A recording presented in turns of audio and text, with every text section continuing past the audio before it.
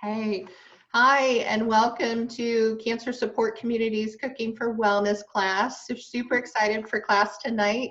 We are talking about delicious and nutritious brunch recipes that are going to be fun to talk about tonight. We're doing a crustless vegetable quiche, a vegan hash brown casserole, super excited to see that, and a perfect cod bake.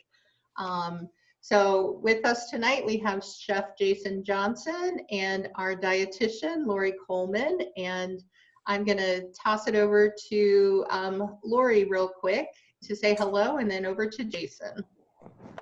Hello, everyone. It's good to see you all. Thanks so much for joining us tonight. Like Angie said, we're excited. I'm particularly excited about these recipes because they are chock full of superfoods. So you know how I like to get into the benefits of all of those different foods, and I will be talking a lot tonight about all of the super big benefits from these superfoods. So thanks again for being here. I'm going to let Jason get started. I believe we are starting with the crustless quiche, so we will let it get that rolling, and then I'll be talking about all of the nice ingredients that go with that. Perfect. Thank you so much, Lori. Good evening, everyone. It is a pleasure once again to be with you guys without being with you, unfortunately. But we appreciate you coming in tonight to be able to not only learn some more new healthy recipes, but also to be able to have another opportunity to engage on your journey of wellness. And it is our pleasure to be able to be here with you guys. So I hope everyone is doing well and staying safe. And I think these recipes, especially now, really will be very beneficial, not only for your health, but it gives opportunity, all three of these recipes, to get everybody in the family involved. With this quarantine time, it's caused families to have to come together and cook together more often than they would have before. And so with these three recipes, I believe that they're all recipes that are easy to get the kids involved, and mom and dad and grandparents or whoever's in the household during this time to be able to help out and get a really great brunch together.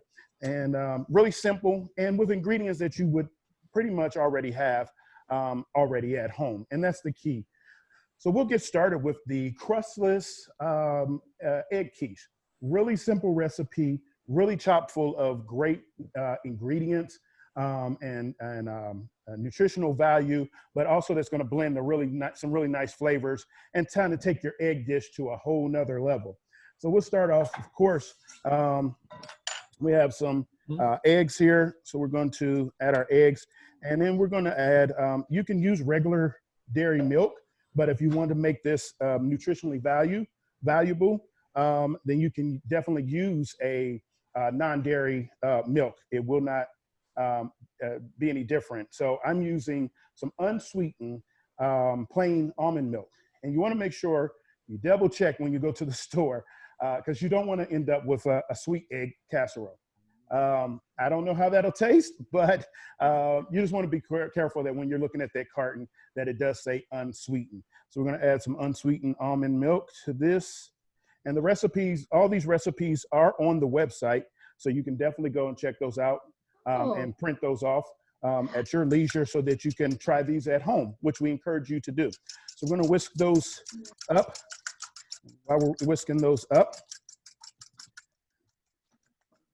Lori, now, you know, people have some ambivalence about when it comes to eggs. And so with this recipe, you know, we're calling it eggs, and we know it's a type of protein, but what else can eggs benefit us in our journey of wellness? They're a great, very inexpensive, complete protein. So I think that working those in regularly, what we know you can do safely is for a week. So a couple of times a week, you could do 2 full eggs, including the yolks, and not worry about that adversely affecting your lipid profile. So most of the time that is very satisfactory in amounts for people. I just like how quickly they cook. To tell you the how like you can have a meal and If I be honest, eggs end up being kind of my go-to sometimes, even as a chef, when I don't really feel like cooking and don't tell anybody, and it's dinner time and I don't feel like cooking anything, the easiest but most delicious dinner is breakfast for dinner. right. Scramble up some eggs, throw them in the pan. They're done in a couple of minutes. Maybe have some nice wheat toast or turkey sausage or something like that. And voila, you got a quick dinner for breakfast for dinner. So it can be a good go-to at any given time of the day. Any given time of the day. And the choline from the yolk is a micronutrient that's kind of hard to find. So nutritionally, you really can't beat it. Wow. I love this recipe as well because of the mushrooms that are being included. Zinc, selenium, B vitamins are all very abundant in the mushrooms. I also love that white button mushrooms are a non-animal source of vitamin D. So that's also a nutrient that is kind of found to be, you know, a lot of people are depleted on that. So if you're looking for a vegan source of vitamin D, mushrooms will take you there. All of which support our immune system, which is a very important aspect of our nutrition at this time, this stage of the game with where we are. I think that's important to know, you know, that even if you use the quote unquote non-dairy milk in this, like we're using the almond milk, that you're still able to get a good source of vitamin D by there being mushrooms in this. So you're not missing out on any nutritional value. And then also during this time, like you mentioned, you know, having something that has zinc in it helps with immune health. So it really will be beneficial, especially during this time, in being able to get that in. Exactly. You know, in the vitamin D, most of the non-dairy milks are fortified, but we know that the naturally occurring combinations are better absorbed. So the vitamin D from the mushrooms is going to probably be a little more beneficial. So that's something to consider. I don't think that fortifying with vitamin D is a problem. I'm not saying that. I'm just saying that the mushrooms might be a little more bioavailable, the nutrients from that whole natural food. I also really love the turmeric that's in this recipe. Yes. It's such a powerful anti-inflammatory. So I have talked to many people that when they start including curcumin or turmeric regularly, that they can get off of whatever painkiller or, you know, pain pill, not necessarily prescription, but even like a over-the-counter NSAID. So Advil, Tylenol, they find that they don't need that if they're regularly getting this powerful anti-inflammatory from the turmeric. So the fact that that's pretty abundant in this recipe is going to be nice. Perfect. Now, all I've done is to start this recipe out after we've whisked up our eggs, and so is that we've taken our vegetables, our mushrooms, our onions, our green peppers, and all we're doing is we're just going to saute those till the moisture from the mushrooms has gone out. And that's the key when it comes to mushrooms. You know, you don't want to be too quick when it's dealing with cooking with mushrooms, especially if they're going into another dish, because there's a lot of moisture that's contained in the mushrooms. And so you want that heat to be able to cook the moisture out so that they still retain their texture, but that when you begin to bake them or put them in another dish, that moisture will not then come out at that time. So we want to get it all out. And so we have about a medium heat here just to get a good saute on them. We're not trying to caramelize them or so, but we want to release a lot of the moisture out of these vegetables and get them soft and get them tender, and only takes a couple of minutes. So once that happens, we'll add a little bit of salt, because the salt will also help to release the moisture, natural moisture in the vegetables. So that's why you kind of add a little bit of salt to the vegetables while they're sauteing, because that's going to encourage the release of the moisture. So once that happens, those are looking really good. And then I have about a good handful of spinach. Now we all know how spinach is. It looks like a lot of spinach at this time. Once it hits this pan, then it'll look like a thumb amount of spinach. So you won't overdo it when it comes to the spinach in this when you're adding it. You want to chop it up if you're using like baby spinach, or even if you're using largely, just want to chop it up or shred it, and then add it in. Add more than you think looks like it, because once it cooks down, then it will not be as much as you think. And then, Lori, I'm pretty sure that having too much spinach won't hurt you anyway. Right, Jason, that's exactly what I was going to say. If you're going to overdo anything, overdo the spinach. It's extremely nutrient dense. So potassium, magnesium, B6, B9, vitamin E, C, vitamin K, folate, iron, and calcium, a very bioavailable form of calcium. So I love that about spinach. I'd love for everybody to, if you can, sometimes vitamin K can be an issue for people, but if you don't have any considerations around vitamin K, the bioavailable source of calcium in spinach is something that I'd love everyone to be exposed to regularly. Calcium's involved in blood pressure regulation and fat metabolism, so it really serves the body to have that nice bioavailable source. If you don't love spinach, broccoli is number 2 for that kind of calcium. So take your pick on one of those greens, but this nice recipe includes all of that in a good amount. Exactly. And if you could smell this, because just with these vegetables in here, the mushrooms, the spinach, the peppers, the onions, I mean, it's already smelling pretty delightful already. So once we add this all in, and what I did is I salt and peppered, added a little bit of garlic. If you have fresh garlic, use fresh garlic, because there's no substitute for fresh garlic. That's just going to really bump this up. If you don't, no problem, use some garlic powder just to add another layer of flavor to this. But we put some fresh garlic in here, and then we're going to add some of the turmeric, as Lori pointed out how great it is. Let me give you a small background. When I was a kid, when it came to spinach, and I actually was reminded of this, it might have been earlier today or it might have been yesterday. I was scrolling through something on TV and noticed that of all things was playing was Popeye, the movie version with Robin Williams as Popeye. And I got excited because it takes me back to my childhood, when the way that my mom got me to eat spinach was because they used to sell this can of spinach with Popeye's face on it. And so I was given the notion that if I ate my spinach, that I would become like Popeye. And I would do my best to try to take that can and squeeze it and try to pop it out like he did. But that's what got me to eat spinach and enjoy it, because I felt like I was going to be Popeye. So don't shy away from the spinach in this. You never know what you may grow up and become. And that's the way you can get the kids to eat it too. So that's nice and sauteed. We're going to let that hang out. While that's hanging out, we want it to cool down just a little bit. I don't want to add the hot vegetables into this egg, because it'll start coloring the eggs prior to us baking it off, or kind of scrambling them already before we get to bake it off. So you want it to cool down just slightly. In the meantime, we're going to take a little pat of butter.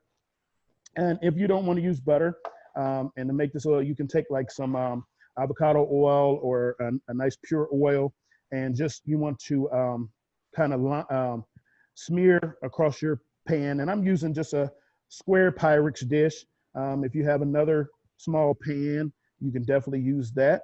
And I'm using the Pyrex dish because just because you're fixing this brunch at home with the family, you can still make it look good and present well. And so we're just putting that all the way on the sides and on the bottom, because even though this is a crustless quiche, then we have some grated Parmesan cheese that's going to basically become the crust. And so by smearing the cheese around in there, it's going to, and we add this in there, it's going to kind of coat and line our baking dish, and in a sense become our crust. That'll cook up really nice. Let's see. We got that nice and coated. And then any extra, you just pour out. Any extra you can pour out and maybe top it once it comes out, if that's what, in my Bob Ross voice, in your world, maybe that in your world, you take some of that Parmesan and add it to the top. So you can definitely do that. No waste, right? Now it's the moment we've been waiting for. We assemble it all together, pour our eggs in, and then we'll take our wonderful vegetable mixture. And when you're adding this in, you want to kind of just add it around the whole thing, because you don't want all the vegetables kind of in one spot. You want everybody to get a little bit of all the goodness in every bite. So just take it and kind of just spread it around the whole dish as you're adding it in. And as we do that, it's chopped full of vegetables, nutrients, and it looks good too, because it's not always, we want it to taste good and we want it to be nutritionally valuable, but we want it to look good. For a lot of your what is appetizing to you starts in the eyes before it ever hits the mouth, and so you want it to look as good as it's going to taste. And so now we have all that in, and we're just going to stick it in the oven, roughly about 350 for about 30 minutes until it sets. You can check it maybe after 20, 25 minutes, just so you can check it. If you got a toothpick or so, just to check the middle center to make sure that it has cooked all the way through. It is eggs, so we want to make sure that we are also food safe and that it is cooked up and that the eggs are properly cooked thoroughly through. So while that is in the oven, we can definitely, I think the good thing about this recipe also is the versatility in it. So we made it as a casserole in a baking dish, but this is where you can definitely have for the kids. I've done it for my kids actually with them being home and homeschooling. God bless all the parents that are doing homeschooling right now. I highly commend every teacher in the country who teaches, because I realize that it is just definitely not my vocation. I'm going to stick with cooking. But while you have kids at home and you want to get them started and keep them on a schedule or so, this is a great idea and a great dish to be able to introduce to your kids. They can help you make it, and you can put them in little muffin tins. And then you can do the same way that we just did that, but instead of pouring it into a large dish, you pour it into some baking dishes, little round like cupcake pans, and then they can have their own individual egg muffin. And then it's something easy. And then I've also found you do that, you can actually freeze them, and then they can just take them out every day and warm them up, and breakfast is already served for them. So it's a good way to be able to introduce that. Matter of fact, I did some, and so they kind of come out like so, where you just pop them out at that time, and then the kids are able to have them something fun, a nice little breakfast treat for them. Jason, this is Lori. I just had a question myself. Have you done the Parmesan as a crust before? Have you worked a quiche? I have not. This was a first time doing that as a Parmesan crust. Me too. I haven't done that, but I thought that was ingenious. I can't wait to see very different. And because normally in an egg casserole or so, or quiche, you mix in the cheese in the egg mixture, and then it bakes up throughout it. And so this was really something different, to be able to have it kind of on the outside.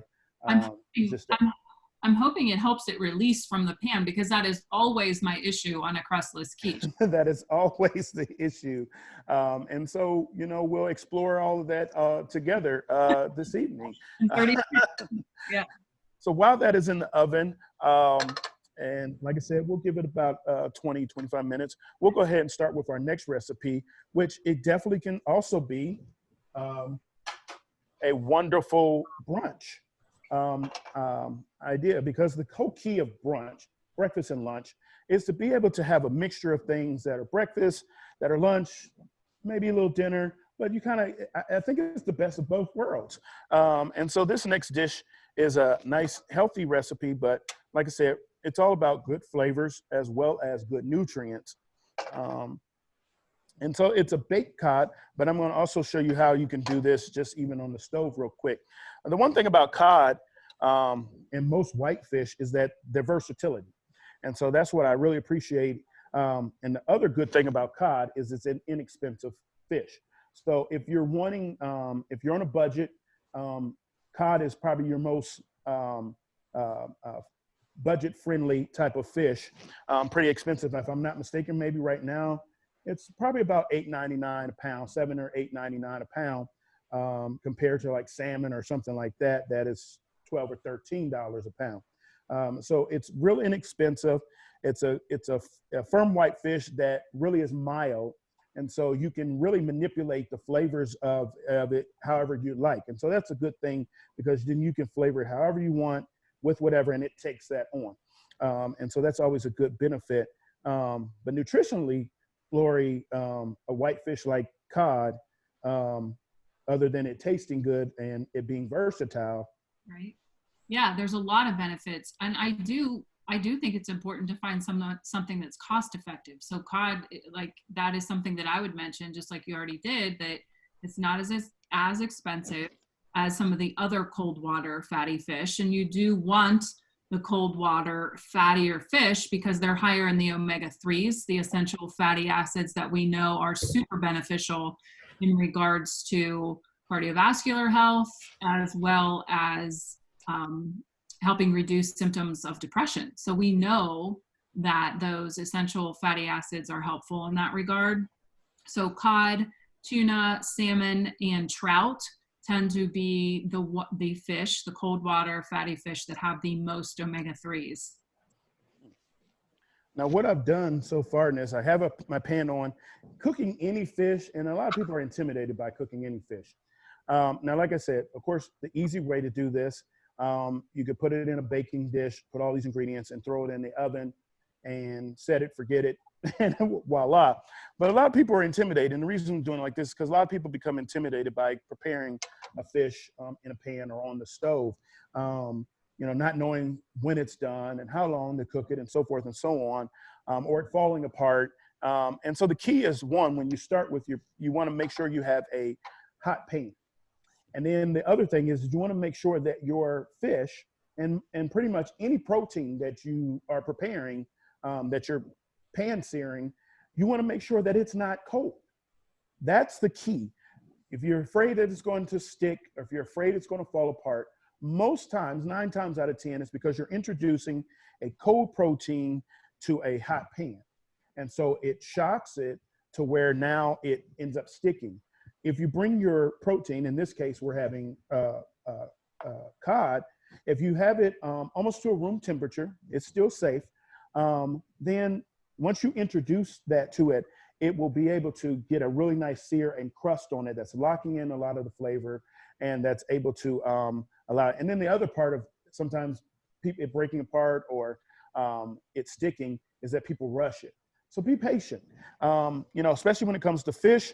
It will let you know when it's ready to be turned because it'll easily lift off the pan. So I'm making sure my pan is hot. I'm making sure the oil is hot too. So by the time I enter, and then the other part is, if you didn't notice, I was making sure that I blotted the fish and made sure that it is dry, because any moisture in the on the outside of the fish will also affect it. And then we'll just salt it with a little salt and pepper. And this is what's going to help to also add a nice crust to the fish. We got some fresh thyme and some garlic, and all of that's going to really bring some good flavor to it. So I've patted it dry, and it's on paper towel. My oil is hot, my pan is hot. Move that out of the way so you guys can see. And then I don't want my pan to be too extremely hot, because we don't want to burn it. We want it to cook through. And any fish, depending on how thick it is, and these aren't that thick, about a ½ inch, they're going to take maybe 2 or 3 minutes per side, and you're good. As long as it comes out at least 140 degrees or more, you should be fine. And that's the sound we like to hear. Jason, I'm sorry, I missed what temperature you said, between 130 and 140? Yes, as long as a fish or seafood, as long as it's at least anywhere between, like if you're doing salmon, you can have salmon at about 135. because salmon you can normally eat at a medium. I recommend everyone get a thermometer, a meat thermometer. I mean, you know, Chef, you're trained to be able to look at it to know. Yes. I have to have a thermometer or I will get it wrong every time. And having a thermometer, a meat thermometer, is key, so that you know, I've been doing it sometimes, but I still have one, and make sure that I'm checking. I also have been doing cooking long enough also where I can tell doneness of things by touch. When it comes to fish, you want to be able to touch it with your fingers to see how firm it is without overcooking it. And so, like I said, we'll let that sear. And so in the meantime, what we have is some cherry tomatoes that we've cut in half. We have some fresh thyme. And if you don't have fresh thyme, especially times like these, no pun intended, you can use dry thyme. And then we have some garlic cloves, because all of this is going to add to flavor. So we're going to actually add these in. Now, if you want to finish this in the oven, like, we're going to sear it on both sides, get some good caramelization on it, crust, flip it over, and then we're going to add some thyme. We'll add our garlic, and then that's going to add flavor to it too, because it's going to season the olive oil that we put in there. And we're going to put our cherry tomatoes and some lemon slices. And you can finish it in the oven if that's the case, because what's going to happen is that the lemon slices, the flavor from the lemon and the lemon juice is going to basically almost make a sauce with the cherry tomatoes. They're going to break down and blister. So you got some juices that's going to flow from that, lemon juice, the thyme, the garlic. And so it's going to end up making a really nice light sauce. All right. I would encourage you to invest in, if you don't, what I call a fish spatula. You can use a regular spatula, but most times a regular spatula either has a little thickness to it, and so when you go to even pull fish, but a fish spatula is flexible and it's a lot thinner than a regular spatula. So it allows you to kind of really get up under there and delicately turn your fish. Jason, it's Lori again. I just wanted to talk a little bit about the ingredients that you just went through. Cherry tomatoes, good source of lycopene. We talked about those last class, and how helpful they can be and what lycopene is as far as full of antioxidants. Lots of benefits there. I also wanted to talk a little bit about the fresh garlic. Yes. Highly nutritious, very few calories. It's long since been used for its medicinal properties. So there is research to support there's a reduction in blood pressure, improves cholesterol levels, and even can help fight the common cold. So that's pretty interesting to me. All the reason to use it more often. One of the properties that they think is responsible for all of the medicinal benefits is allicin. It's a compound out of garlic. Garlic's a member of the allium family, but allicin is specific to garlic. You know, you wonder why people want crushed or chopped garlic fresh. It has to do with how available the allicin is. So what they want you to do is chop or crush your garlic and use it and consume it within 10 minutes. That's where you have the most potent effect of that powerful compound. Huh, interesting. Yeah, it's really interesting if you go and kind of study the allium family, onions, leeks, garlic, chives. They have a lot of medicinal properties, and they've been used since ancient times to help people feel better. See, with all of those things, and those, now I understand why all of those are my favorite. I love leeks, love garlic, onions. Not only do they make any dish taste great, but they're also adding some really goodness to them. Yeah, so, very powerful benefits. Yes. Also, the fresh thyme, I think that deserves a little mention too, because it's a good source of copper. So copper is an essential nutrient for blood or red blood cell formation. So when you think about the ramifications of healthy red blood cell formation, you can't ignore that either. Healthy bones, healthy blood vessels, healthy nerve and immune function. Plus, that helps with iron absorption. So the more time, the better as well. Right. So I've got my fish, I've got my tomatoes in there, got some lemon slices. I'm going to pop this in the oven just so it can, it's going to brown. It's going to allow the cod to kind of finish. It's going to allow those tomatoes to what we call blister. So they're going to kind of break down a little bit, but they'll retain a little bit. And that's why it's good to use these cherry tomatoes. They'll still retain a little bit of texture, but they'll break down just a tad bit. And that's going to release some juices that's going to help to make this sauce.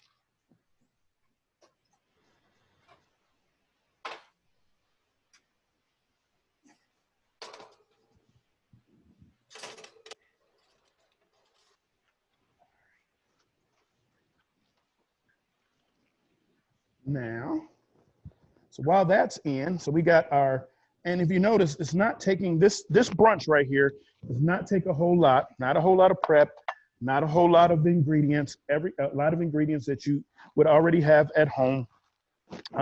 So nothing totally specialty. And you'll be able to have this brunch together in no time at all, as long as it's good and prepped. But you should have no problems in doing this and getting a good brunch on the table. And today's Thursday, so you might want to go ahead and try these out, and you can have a great brunch this coming Saturday. So we'd love to know if you try any of these recipes out, and have a good brunch. So share, send them to the Cancer Support website. Let us know that you've tried these recipes. So this last recipe, everybody loves a good hash brown casserole. If you've been to Cracker Barrel, one of the top things you have to get, like me, is hash brown casserole. This is just a healthier way to be able to do it. It's a vegan version of hash brown casserole, a little healthier because I'm pretty sure the other one probably does not have as much nutritional value as we need, but it's good. So, but this one is chock full of really great vegetables. We're gonna make a vegan cheese sauce. Don't be afraid of it. It's plant-based, has some really good ingredients in it. And to be honest, once you mix it up, you'll be like, wow, it actually does taste like cheese. So you won't be overwhelmed by it being plant-based, or nothing to be intimidated by, and really easier to make than you think. So we're gonna start off, and we have some shredded, you can get these in your grocery store. And actually, you can get some that are shredded and in a bag that are usually near the eggs and stuff like that. Or you can get the frozen kind. Or if you're feeling really good, you can shred your own potatoes. And so we have our regular potatoes, and we're going to mix that up. But we're going to make the cheese sauce first. Jason, it's Lori again. I do recommend shredding your own potatoes. Otherwise, you have to be very careful about buying frozen. A lot of frozen hash browns have preservatives on them, just because of the nature of potatoes. You know, they turn brown. So shredding your own would be lovely here. Yes, and like anything, you know, the best thing is, like Lori said, to shred your own. We always go for that. If you, like I said, if you just if you can't, I wouldn't even recommend getting the frozen one. There's a brand that's out there, and the fresh out by the eggs. Just look at the back of the label and see what is actually in it. And you want to make sure that it really only has one ingredient, which says potatoes. So you just want to be careful about those type of things. And so we're going to start with our cheese sauce before we do anything, because then we can mix it all together, and then from there it's easy selling. So the start of this cheese sauce, all we did was take some potatoes. So out of the potatoes that you did, you can just take some of them. I got it, and especially if you're doing fresh potatoes. So I have some diced up some regular potatoes, peeled them, diced those up, some carrots and some onions, and we just cooked those off. We just, and some water, or you can use some vegetable broth if you want to add some flavor. But for the most part, just some water, because we wanted to just cook them down till they were soft. Then we'll add that to, and we have some raw cashews. You want to make sure that the cashews you get are raw. You don't want them to be roasted, because or you don't want them to be salted. So you can get raw cashews that can go into this. So we got cashews. Then we have nutritional yeast flakes. And Lori, a lot of people are not familiar with nutritional yeast flakes. And it's, when vegan diets became a little bit more popular in the last couple of years, it seems like, here you see this ingredient that you've really never heard of. Might have seen it in the store, but never really knew what to do with it, never knew if it would have. And so now with people moving to more plant-based diets, what is nutritional yeast flakes, and what can they do for us, or how are they good for us? Well, they are a lovely, like you said, way to keep that rich kind of complex flavor of cheese, of an aged cheese, but no animal sources. So when you say what are they, let me find a good way to explain it.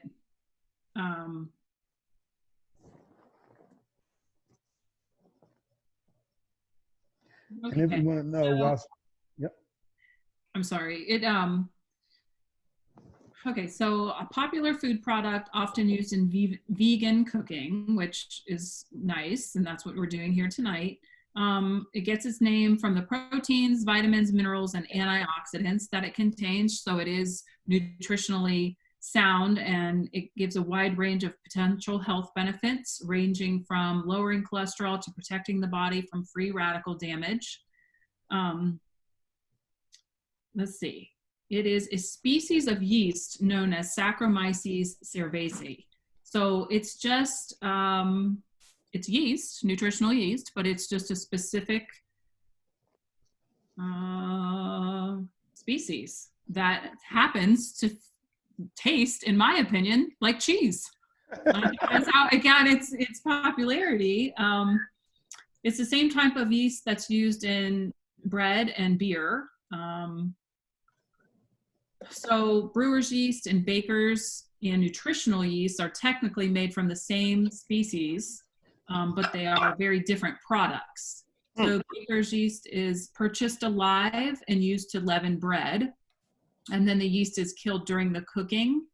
While brewer's yeast can be purchased alive and used to brew beer, the dead yeast cells left over from the brewing process can be consumed as a nutritional supplement, but they're very bitter. But then nutritional yeast is grown specifically to be used as a food product. The yeast cells are killed during manufacturing and not alive in the final product. So it's used in cooking and has a cheesy, nutty, or savory flavor. And that right there is why it's popular, in my opinion. And that is exactly it. And so it's nothing unless you are practicing a vegan diet, you can get a little jar of it. It's got a yellow label on it. You can't miss it over, like, if I'm not mistaken, over in the baking aisle or so. And a little bit goes a long way. Like I said, you're adding nutrition, but you're also kind of adding that cheese type of flavor to it. And you'll see it in a lot of vegan recipes where there's some type of cheese or egg that is added in it. So I've added in those softened potatoes, carrots, and onion, and then the cashews. We added some nutritional yeast, and then we added, just, everybody knows me, has been to this class, we added some smoked paprika. But if you know me, it wasn't just regular paprika. So we're gonna have like a little smoky cheese to this, because I feel like that just adds great character. So there is some smoked paprika in this. And it says in the recipe a little steak seasoning. Really, if you just have some garlic, some granulated garlic, black pepper, salt, you should be just fine. We'll add that all in, and we'll just, and I added just a little bit of the liquid in which the vegetables softened in. And I use a little vegetable broth just so there will be a little bit of flavor to them. But you can just add in some of the, if you use water, you can add in some of the water that you cook those vegetables in, because there also contains some starch in there. Because those potatoes, as they cook, they release starch. So that's going to help also be a great binder in this whole thing. So we added a little bit of that in there to start. So we'll get the So Jason, you're off camera. Is that a blender that you're using? I need to add a little bit more liquid to loosen it up. Hey, Chef. Yes. You're off camera. Is that a blender that you're using there? Oh, I'm sorry. Yes, I am using a regular blender. Let me move some things out of the way. There you go. See if our extension cord will move that. And so we have our blender here. I'm going to add just a tad bit more liquid because we want to loosen it up so that it's able to get the texture that we want. So just leave some warm water nearby as you're doing this so that you're able to add a little bit at a time if you need to, so that it's able to get the texture, nice, smooth, creamy texture that you want.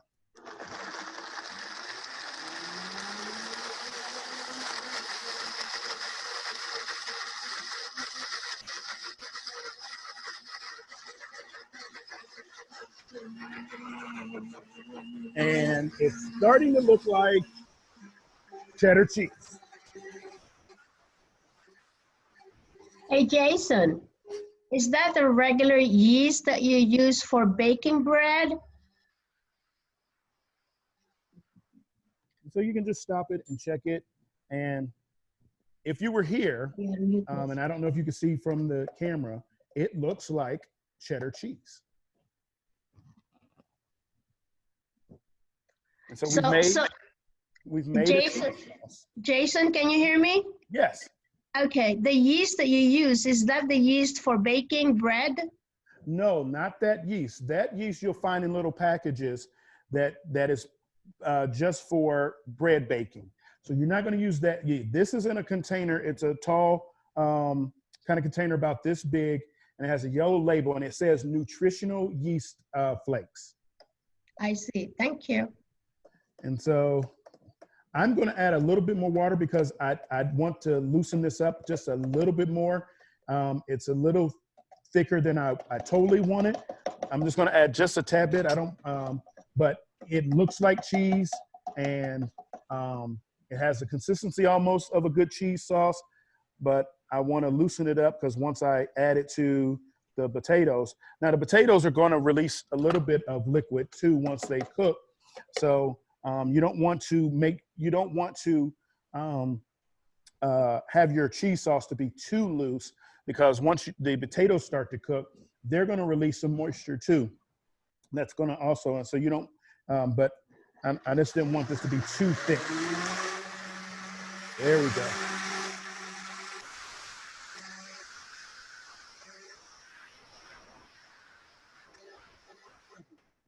Voila.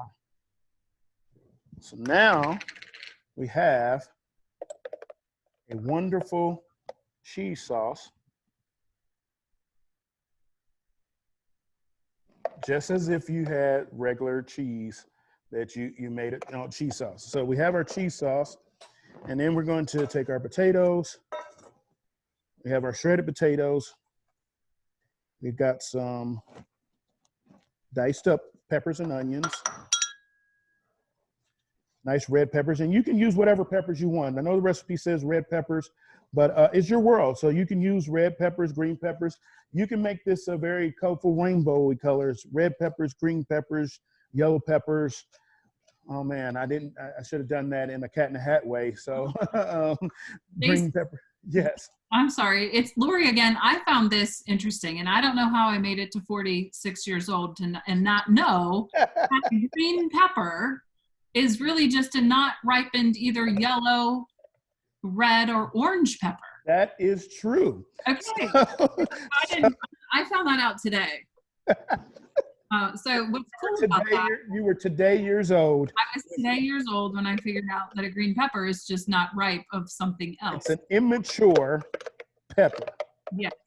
So, but what's nice to know is that they are all good sources of vitamin A, vitamin C, potassium, fiber, folate, and iron.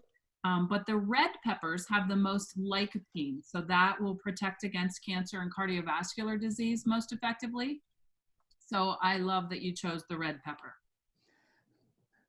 Now, I wish this was one of those times I really wish you guys were here in class, because I wish you could smell and ultimately taste this cheese sauce, because if I didn't tell you it was vegan cheese sauce made from some vegetables and cashews, then you probably wouldn't believe me. But like I said, it try it out, and then you can see, hey, you can trick the kids or the grandkids.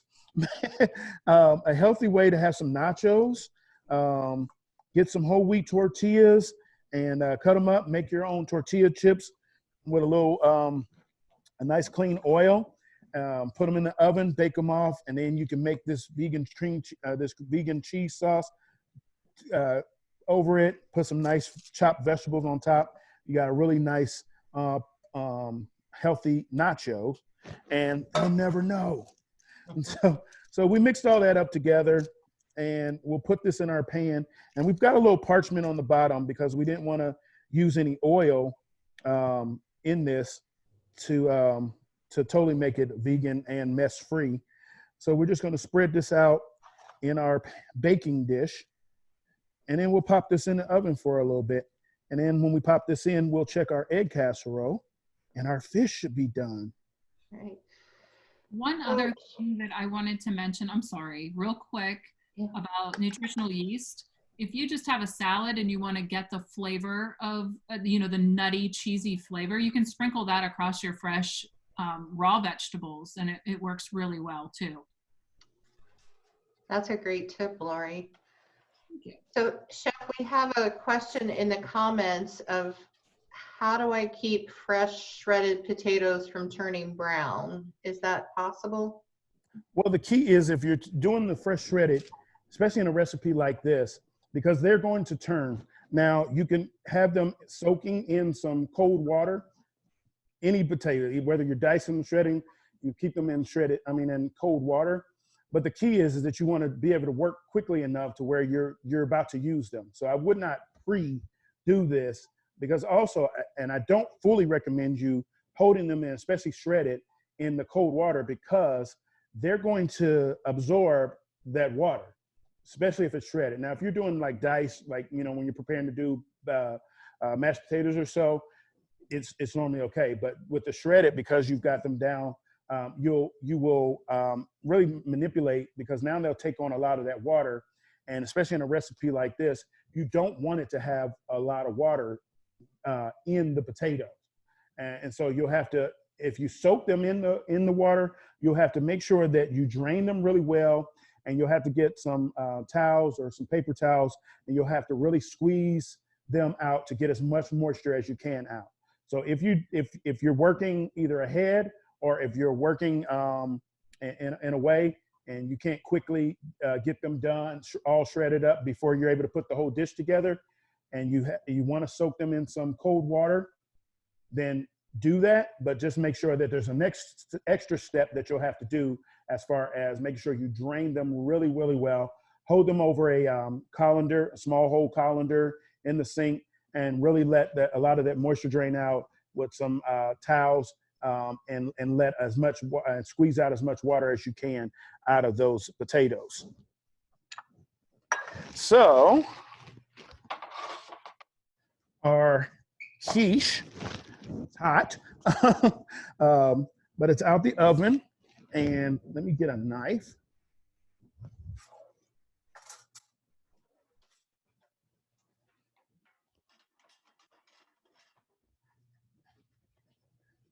And let's see, Lori, our Parmesan crust. Yeah, I am. Now, so far, Lori, It's it easily, that's not stuck to the sides. Good. That's great. So gold star there. It moved away from the sides and separated from the sides very easily. Nice. And it's not stuck to the bottom. No, So that it worked. Yay. it worked. So we'll just cut us a piece here. I mean, you guys aren't here, so darn it, I'm gonna have to eat the whole thing. I can't pass out samples. I like the Parmesan for a gluten-free alternative for any kind of crust. So Yes. it still feels a little crusty, but no gluten. So let's see. And this lifts right out. That looks great. Very nice. And so simply, let's see. And the thing is nice and fluffy. Like I said, by adding a little bit of that, and we didn't use dairy milk, we used almond milk, but by adding a little bit of that milk to that, allowed it also to be really nice and fluffy, great texture. And the good thing is, and that's why I said when you mix this up, make sure when you're putting the vegetables in, you want to make sure that those vegetables are spread out amongst the whole thing, because I'm able to get in here and get a little bit of all those great vegetables. Let's see.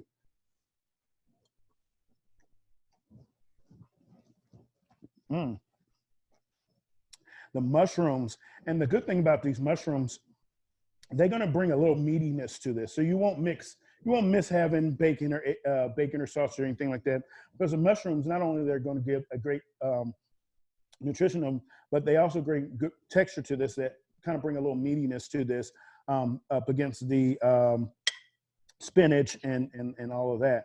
Really, really good. I definitely encourage you to try this weekend. I'm telling you, your family will love you for it. And like I said, it's something that you can maybe make as a casserole for this weekend, but then maybe Sunday evening you can make some in the in your muffin tins. And then if you're homeschooling, your kids already have breakfast for at least a couple of days throughout the week.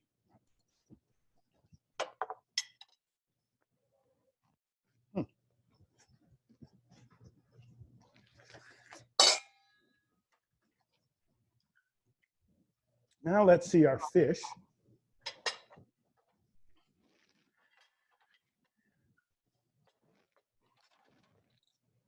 We have our cod. And then we have some of those cherry tomatoes.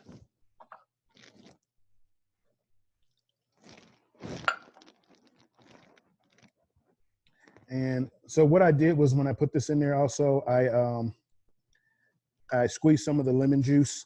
So the lemon juice, the tomatoes, all of that just kind of married all together, the thyme. And kind of just add some of our, what I call fish jus. And the thing is, this is really nice and light, but flavorful. So you don't have to worry about that.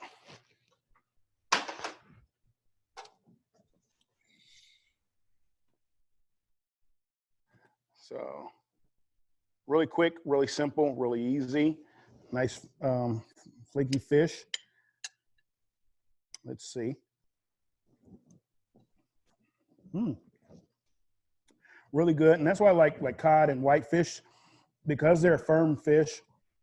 They hold up well, and then they hold good flavor as well. So that's a really good thing about this. Didn't take a whole lot. If you notice, we didn't put a whole lot of salt and pepper.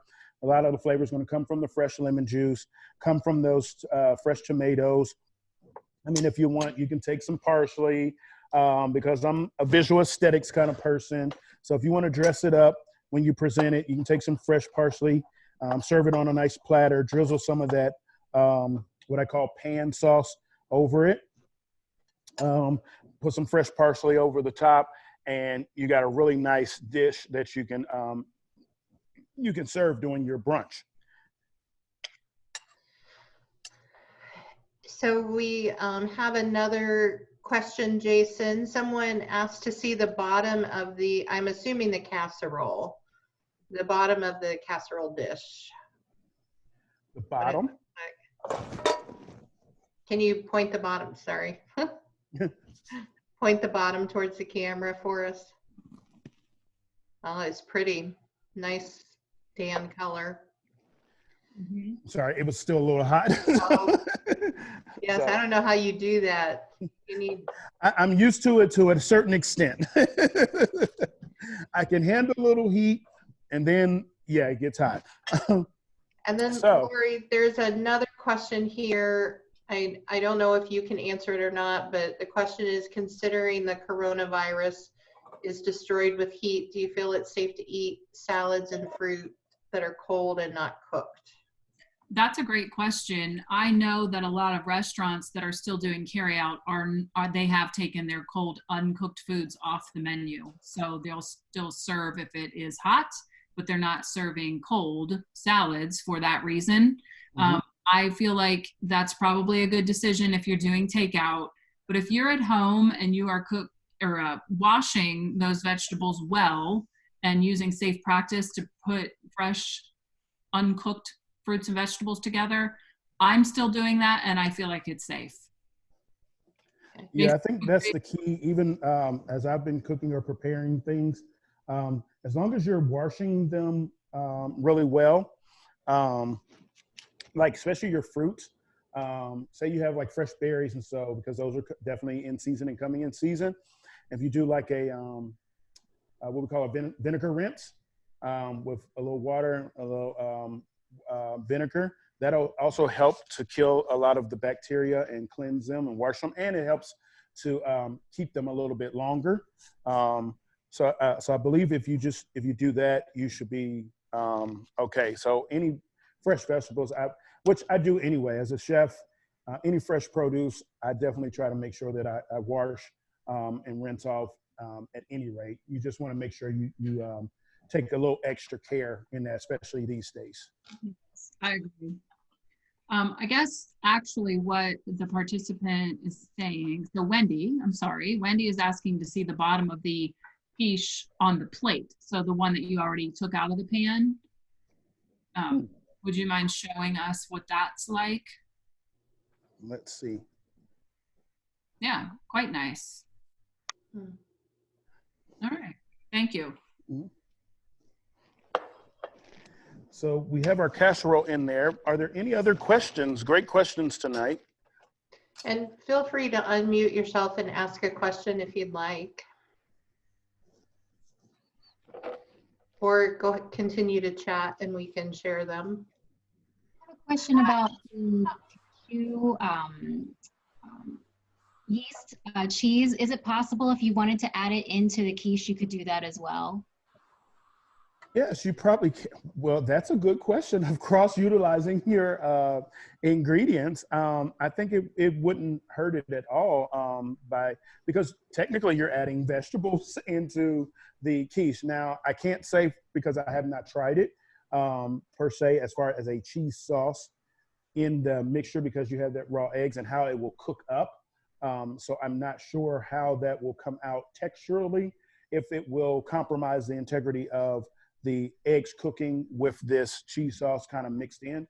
So it's one of those things, you never know, it may end up being a great idea, and it can't do anything but trial and error. You know, that's where a lot of great dishes have come about in our world and in our history, was because somebody was daring enough to try something different.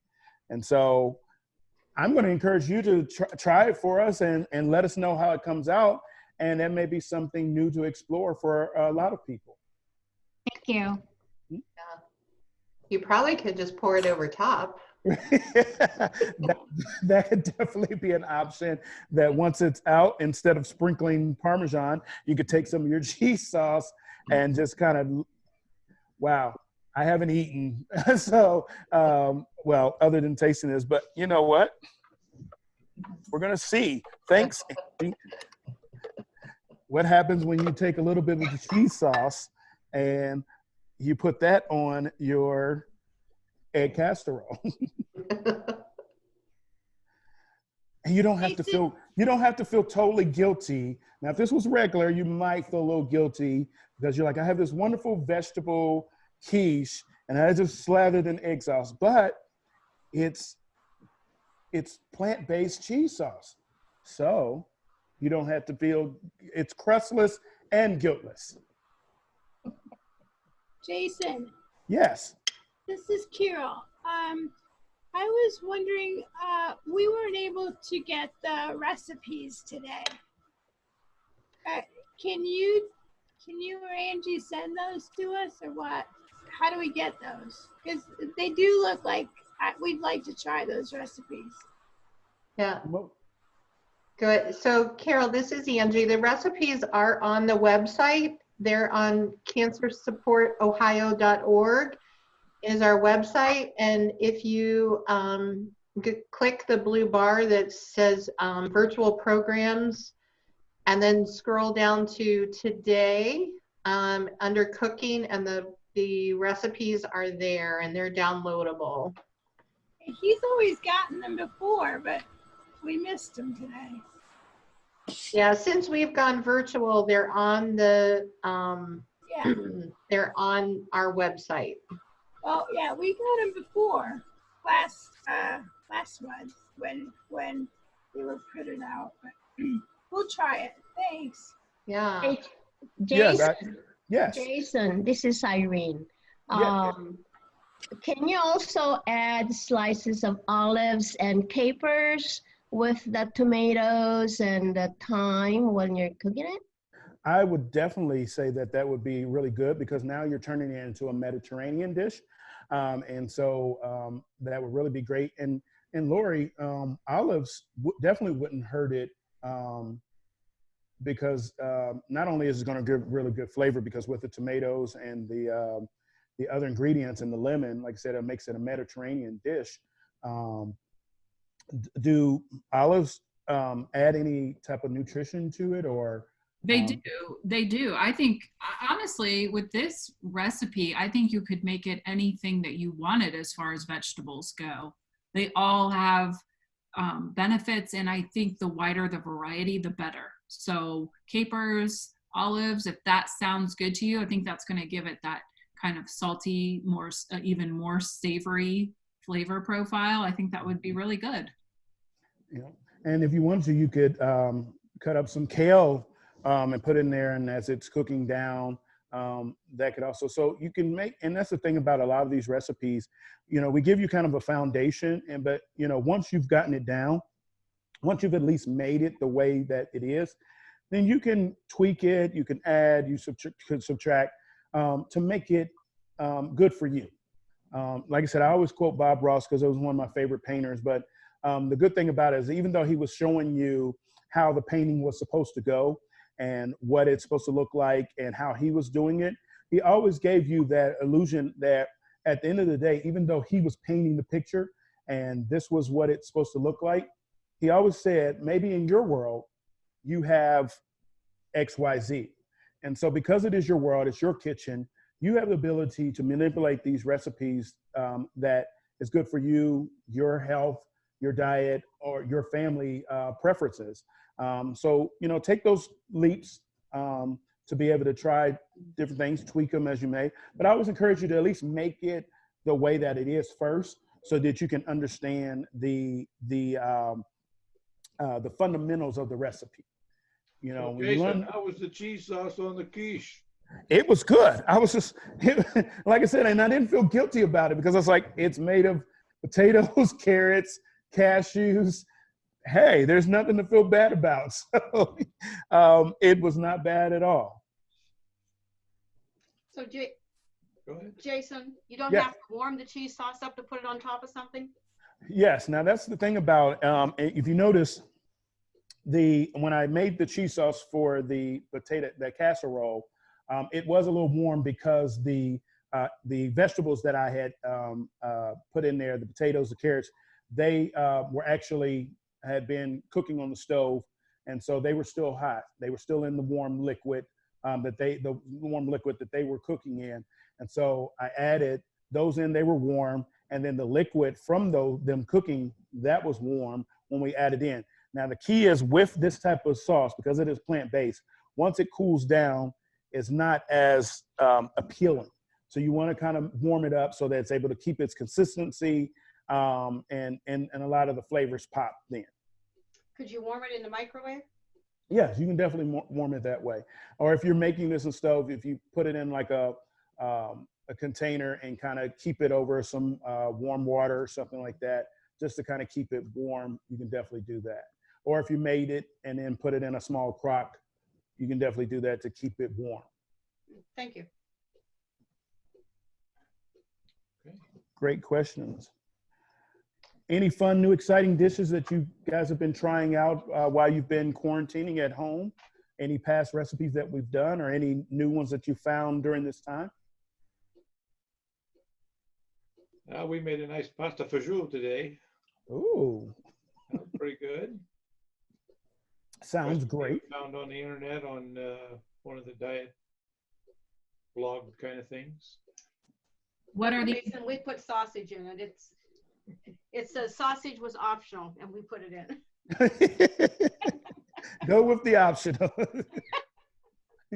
what were the ingredients that you used?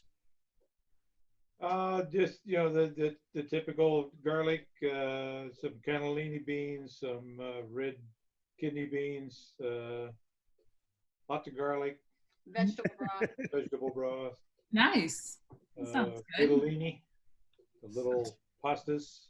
Yeah, that sounds We great. did roast the garlic, which we've never done before. Oh, that was for the other thing we made. We made crusty garlic bread. Wow. That sounds like a great lunch. And what type of sausage did you put in? Bob Evans, because I didn't realize we were going to do that, and I did have Bob Evans in the freezer. Otherwise, we might have used a hot sausage. Yes, I was going to say a nice spicy sausage. They have a turkey sausage. It's a spicy Italian turkey sausage, link out there. It's a turkey Italian sausage, but it's spicy. Really great. Giant Eagle? Yes, it's at Giant Eagle. Spicy turkey Italian sausage links. They're really good to cook up, either slice up. I actually made a rigatoni earlier this week with a red pepper cream sauce. And I took some of the spicy turkey Italian sausage. I actually took it out of the casing and crumbled it up and cooked it up with some garlic and other seasonings, and made a red pepper cream sauce and some rigatoni pasta, and it was amazing. Yep. That would have been good, yeah. Yeah, we like good garlic. We grow our own garlic, so we use it a lot. Amazing. Good stuff. Nice. So Jason, someone's asking about the hash browns. I just was about to say, let's check our hash browns. Woo!